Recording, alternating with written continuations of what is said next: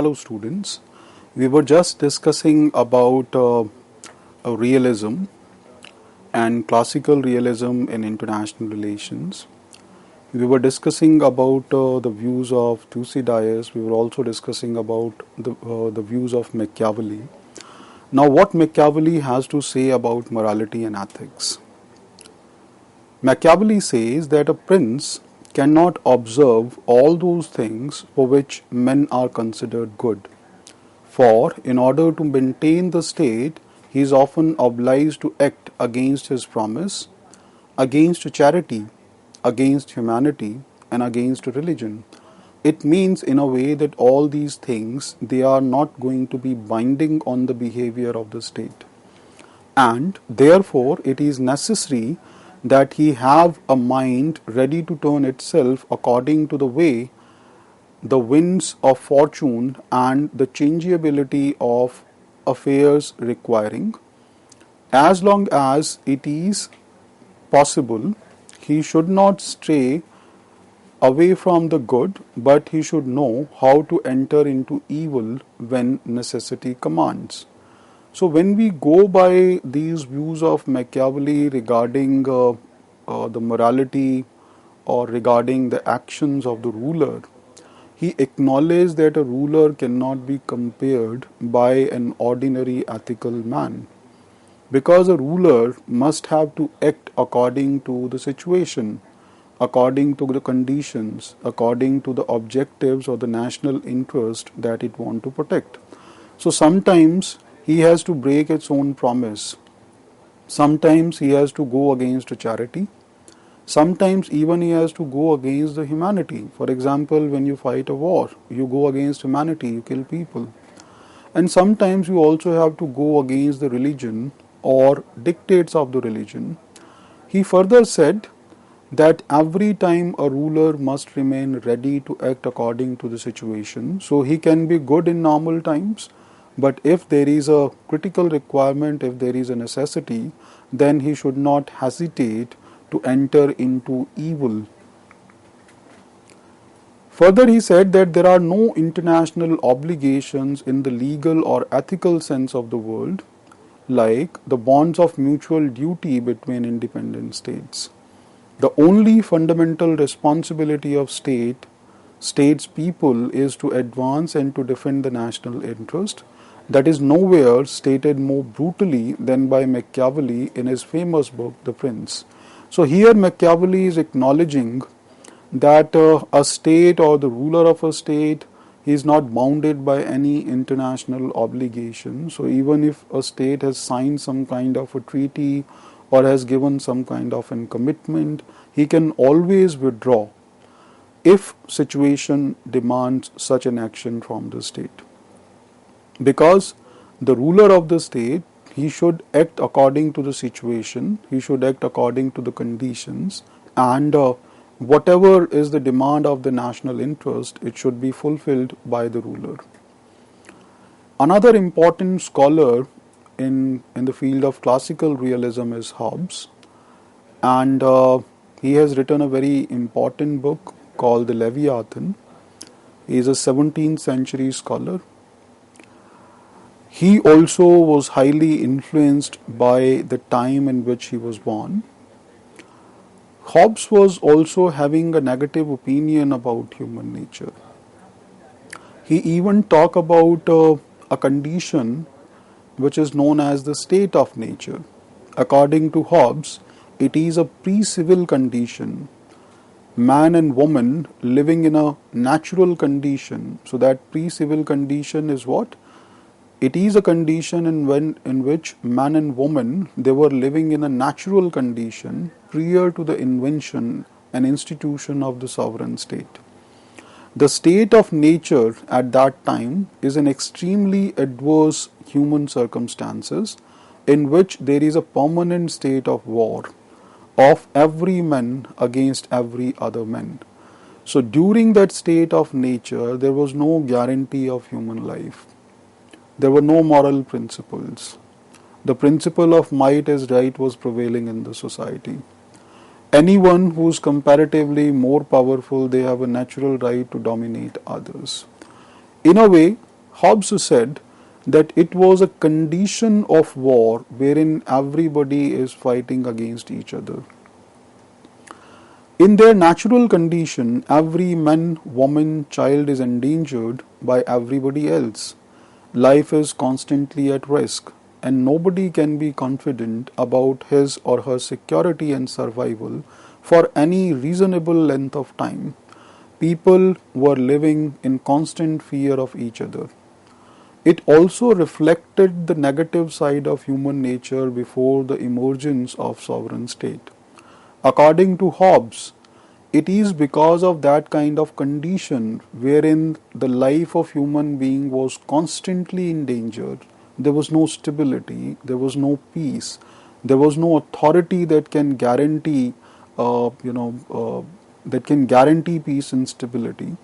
At that time, uh, people they agree and they have created this institution of state and they have given it lot of powers. So with this, the emergence of sovereign state, it takes place, and it also gives us about an impression like what kind of nature human beings were possessing at that time. Hobbes further said that there is an alternative to this kind of a condition, and that alternative was of a civilized human condition that is possible only through the creation and maintenance of a sovereign state. So people they have agreed, they were not happy with the conditions in which they were living, so they have decided that they need to create an institution that could guarantee stability, that could maintain order, that could protect their life from internal and external threats and challenges. So a civilized human life is only possible under a sovereign state. Hobbes also observed that state as such is not a product of intelligence, but it is a product of fear. It is a product of passion or emotions and a collective will for peace and order. So state is not an institution that was designed or planned in an intellectual manner that we need to create a state. Rather, it is a product of fear. It means that there were certain compulsions, there were certain conditions existing in the society that forced the people to work for an institution, work for an organization that could maintain peace and order. Hobbes also gave, Hobbes is also credited to give a statist solution to that unorganized, unstable life. He believes that a peaceful and civilized life can only be enjoyed within a sovereign state and it cannot extend beyond the state or exist between states. Now here there are three things which are important. First thing is that Hobbes observed that a peaceful and civilized life is only possible within a sovereign state. It means outside the state you cannot imagine a peaceful and civilized life, because there will be no authority that could maintain that peace and stability. Second thing is that outside the state, human beings they will face numerous dangers, numerous challenges. For example, in present time we cannot even imagine our life without a state, right? And when we look at the community of states at the international level, even there it would be difficult to maintain stability and peace. Hobbes has also given his views regarding state sovereignty, and according to Hobbes, it poses that what is usually referred to as the security dilemma in world politics, the achievement of personal security and domestic security through the creation of a state is necessarily accompanied by the condition of national and international security that is rooted in the anarchy of the state system. So the way at one point of time there was no authority existing, and then human beings they have created this institution of a sovereign state. Now that sovereign state is not bound by any international organization, it is not bound by morality, it is not bound by ethics, it is not bound by any kind of commitments that it has given to any other state or to international community. So similarly, when we apply these principles on international politics, similarly at the global level, when all the states, all the sovereign states, they act in a similar fashion, then anarchy, it will be, it will prevail in the international system. And again, no other institution at the global level will be able to prevent states, particularly smaller and weaker states, from that anarchy. Hobbes believed that international state of nature is that it's a condition of actual or potential war. There can be no permanent guaranteed peace between sovereign states. So there will be as such no guarantee for international peace. And when we look at the world history, then we get a lot of evidences about what Hobbes has to say. So international history or world history, it is full of wars. There is no guarantee of permanent peace given by any institution or organization. So at the international level, such kind of conditions are prevailing due to the anarchy, which make it unstable. Hobbes also expressed his views and opinion regarding international laws and treaties. For example, he said that the state is considered to be essential for the good life of its citizen. Without a state to guarantee the means and conditions of security, human life is bound to be, in the famous phrase of Thomas Hobbes. He said, solitary, poor, nasty, brutish, and sot. So it is going to be solitary, poor, nasty, brutish, and sot. The state is thus seen as a protector of its territory, of the population, and of their distinctive and valued way of life. The national interest is the final arbiter in judging foreign policy. So according to Hobbes, one thing is that without state, you just cannot imagine a good life. Second thing is that the final arbiter in judging the foreign policy of a state is its national interest. So it is not some moral values or higher ideals that a state should pursue while practicing its foreign policy. Rather, it is the national interest.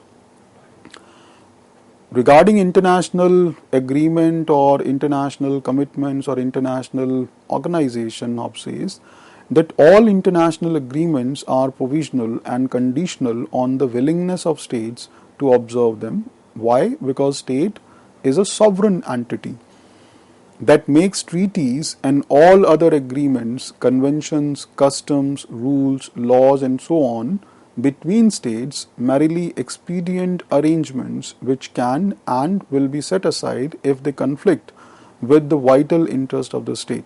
So suppose if a state has signed a treaty, or if they have signed a convention, or they have agreed to certain uncodified rules of behavior at the international level, every state being a sovereign entity, they have this right that they can withdraw from all their commitments at any point of time. A state is not answerable to anyone. Particularly, it is not answerable to any other state or any other higher body or international organization. Now we'll focus on some of the core assumptions of classical realism, or we can even say of realism. So first core assumption of classical realism or realism is statism. Now what is statism? So statism means giving lot of importance to the institute of state, or acknowledging and accepting the centrality of the state, or somewhere acknowledging this thing that state is the primary actor in international politics. Now, why state is the primary actor in international politics? It is because that the state possesses a sovereign character. So, state is a sovereign entity. So, every sovereign entity or any sovereign entity, it is not bound by any other external power or any other external force. State is a preeminent actor in world politics. International relations are primarily relations of state. So it's a very state-centric approach. So realism particularly classical realism, it gave lot of importance to the institution of state, and its initial approach is quite state-centric. That is why statism is one of the core primary assumptions of classical realism. Second thing is international organizations. Regarding international organization, classical realist scholars, they believe that international organizations are not that much important when we compare their role and position vis-a-vis state. According to them, all other actors in world politics, whether they are individual actor, international organizations, non-governmental organizations, etc., they are either very less important or they are not at all important. It means that their role is quite limited. At any point of time, states which are even their member, they can withdraw from their commitments to that international body. Third thing is anarchy. State uh, classical realist scholars, they believe that there is a kind of anarchy that is prevailing at the international level. There are various reasons for that anarchy which is prevailing.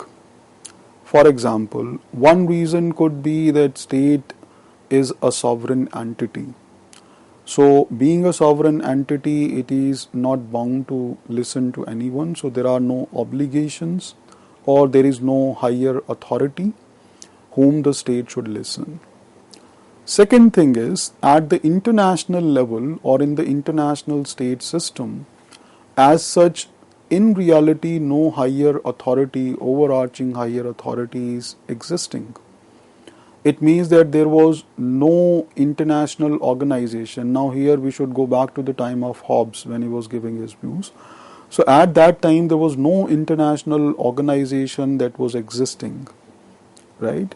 So because no international organization is existing, there were no international laws, there were no rules and regulations, there were no particular rules of the behavior or the conduct of the state, right? So that is the reason that an anarchy is prevailing at the international level, because there is no authority as such that will maintain peace and stability, and state being the primary central actor and being a sovereign actor was not bound by anything. So, and states are also unequal. So, I mean, equality was not existing in the relations of state, because states were divided according to their positions. For example, some states were comparatively bigger in size. Some states were having larger, bigger armies. Some states were economically more prosperous, more powerful, right? So, and some states were possessing larger territories. So when we look at the state, even now when we look at the state, there is a lot of variations. We cannot say that all the states are equal, even if today United Nations gave them equal membership, right? So states, or the differences within the state, or the differences in the capabilities of the states, they were always there and they are still existing. So the possibility of having a world government, it is very less, because powerful states will definitely not agree to have that kind of a body. Next important core assumption of classical realist scholars or realism is power politics. So most of the realist scholars, they believe that the acquisition and possession of power and the deployment and uses of power are central preoccupations of the political activities. So states, they like all other human beings, states, they also have an insatiable desire to accumulate more and more power. Some states work for increasing their relative power, while some states, they work for gaining absolute power. But every state is indulged in that conflict in that struggle for power. So power politics is a very demarcating feature of international politics. And every state, through their foreign policy, through their diplomacy, they try to use their position in terms of power globally. International politics from this angle can be portrayed as, above all else, that it is power politics. It is an arena of rivalry, conflict, and war between states, which the same basic problems of defending the national interest and ensuring the survival of the state and the security of its people repeat themselves over and over again. So all the states who are indulged in this power politics, they are indulged in an endless rivalry, in an endless conflict. War became imminent when you try to increase your power at the expense of others. No other state, they want their neighboring countries or some other states to gain more powers and became more powerful and start dominating them or start dominating international politics. So whenever every state try to increase its power, either in absolute terms or in relative sense, they invite competition, they invite struggle, they also invite conflict and war. So that conflict, war, struggle, it is an inevitable part of international politics. Next important core assumption of classical realism or realism is the principle of survival. Security is the primary concern of every state. Every state wants to protect its borders. Every state wants to maintain law and order. Every state wants to protect the lives of its people. Every state wants to ensure the survival of its race in that competition that is existing at the international level. In that competition, since there is no overarching authority available, there are no rules and regulations, there is no international morality, there are no norms, there are no principles, then it's altogether a kind of self-help system. So this self-help is another core assumption of classical realism and realism, that every state is dependent on its own powers. States cannot think that whenever anybody attacks them or whenever their security will be threatened, then somebody will come from outside and protect their dignity or protect their life or protect their riches. So ultimately every state, it has to build its own defenses. It has to divert its critical economic resources for military modernization. Every state is alone responsible for giving any kind of guarantee and security to its own people. So international alliances, international organization, world public opinion, international laws, they have a very limited role whenever any kind of state faces any kind of trouble. So state primarily can rely on their own capabilities rather than relying on global morality or say mass media, right? And states, they need to primarily focus on how they can increase their strength. So it is a compulsion of international order because it's a self-help system where you have to ensure your survival. So it is a kind of compulsion for each and every state to increase its own power or to participate in the power struggle. So it is not a matter of choice.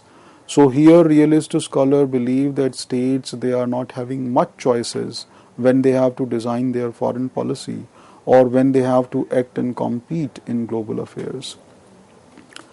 Another important core assumption of classical realism is morality and ethics. So what they think about morality and what they think about ethics.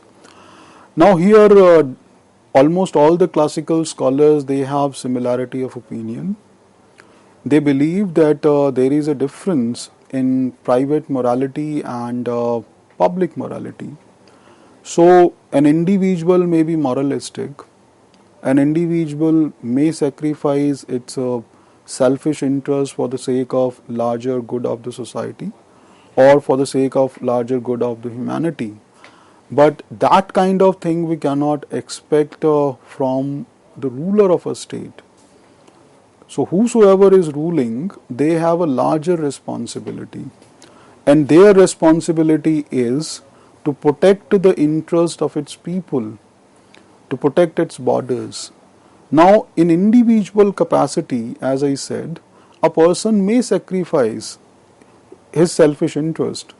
But when you have to deal with other states, when you have to take action, act, or indulge in relationship with different other state, which is a quite competitive space, there you cannot be moralistic. There you have, as I said, you have larger responsibilities, and that is the reason that even if when we try to apply the universal moralistic concerns on the behavior of the state, a state is not bound to acknowledge it. Realist scholars like Morgenthau, they even acknowledge that every political action, it has a moral dimension, or it is judged on the grounds of morality and ethics. But it doesn't mean that morality and ethics are going to dominate each and every political action. So morality and ethics, they have a very limited role, particularly when we go by the views of Thucydides, or when we go by the views of Machiavelli, or if we go by the views of Hobbes. They believe that morality, it has a very limited role in the behavior of the state, and universal moralistic principles, every state, it judge all those principles onto the basis of prudence, like what kind of action will be wise, will be prudent if a state try to pursue its national interest. So we can even say that there is a difference in a state's morality or a state's interpretation of morality and some of the universal moralistic principles and concern. Another thing is that when we talk about international ethics, again they are not applicable on the behavior of the state. So a state has its own ethics, and every state, it judge each and every political action based on this particular thing, that up to what extent it was able to help it gain more power, right, or attain the national interest. So these are some of the core assumptions of classical realism and realism. So in this particular class of realism, or in this particular lecture, we have discussed about the views of some classical realist scholars, what are their core assumptions and what is their contribution in the field of realism. Now there is one more important scholar, Morgenthau, who has written an important book, Politics Among Nations. He is also a classical scholar, so we'll take up his views later on. And primarily, if we see, then classical realism, it has laid the foundation of realist school of thought for future. Thank you.